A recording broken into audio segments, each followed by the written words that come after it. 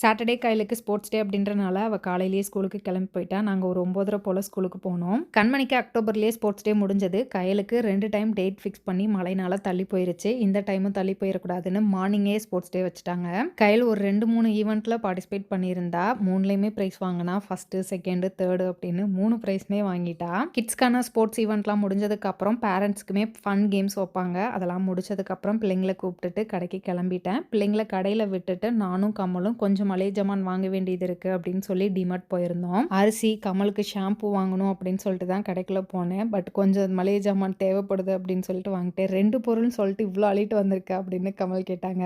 கடைக்குள்ளே போனதுக்கப்புறம் தானே ஒவ்வொன்றா பார்க்கும்போது இது காலியாயிருச்சு அது காலியாயிருச்சுன்னு தோணும். அந்த மாதிரி தான் வாங்கிட்டு வந்தேன். கடைக்கு கிளீனிங் திங்ஸ் 2-3 கேட்டிருந்தாங்க. அதையும் வாங்கி கொடுத்துட்டு பிள்ளைங்களை கூப்பிட்டுட்டு கமல் ஒரு மீட்டிங் இருக்குன்னு சொன்னனால சீக்கிரமே கடையிலேருந்து கிளம்பிட்டோம். அவ்வளோதான், இந்த வீடியோ இதோட முடிஞ்சது. அடுத்த வீடியோவில் பார்க்கலாம். அது வரைக்கும் பாய்.